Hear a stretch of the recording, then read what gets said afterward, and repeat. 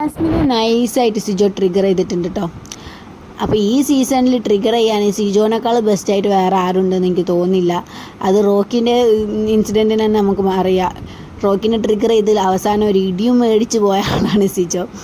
അപ്പോൾ ഇവിടെ സിജോ പറയുന്ന ജാസ്മിൻ്റെ എന്താ പറയുക വൃത്തിനെ പറ്റിയിട്ടൊക്കെ സംസാരിക്കുന്നുണ്ട്.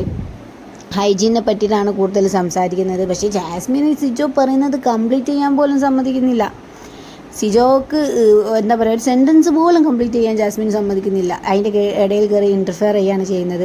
പക്ഷേ സിജോ പറയുന്നത് ഫുൾ പോയിന്റുകളാണ് എന്നുള്ളത് കേൾക്കുന്നവർക്കും അറിയാം.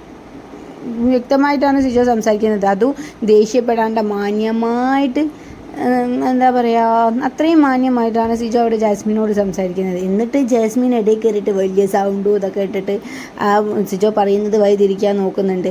അർജുൻ്റെ അടുത്ത് പോയി പറയുന്നുണ്ട് അർജുൻ ഇങ്ങനെ. അർജുൻ ഒബ്വിയസ്ലി ജാസ്മിൻ്റെ ഫ്രണ്ടാണ്. അർജുൻ ജാസ്മിനെ സപ്പോർട്ട് ചെയ്തിട്ട് തന്നെയാണ് കേട്ടോ സംസാരിക്കുന്നത്. പക്ഷേ എൻ്റെ സംശയം എന്താണെന്ന് വെച്ചാൽ ഇതുപോലെയുള്ള കാര്യങ്ങളെന്താ എപ്പിസോഡിൽ കാണാത്ത? എപ്പിസോഡ് സത്യം പറഞ്ഞാൽ ഭയങ്കര ബോറിംഗ് ആണ്.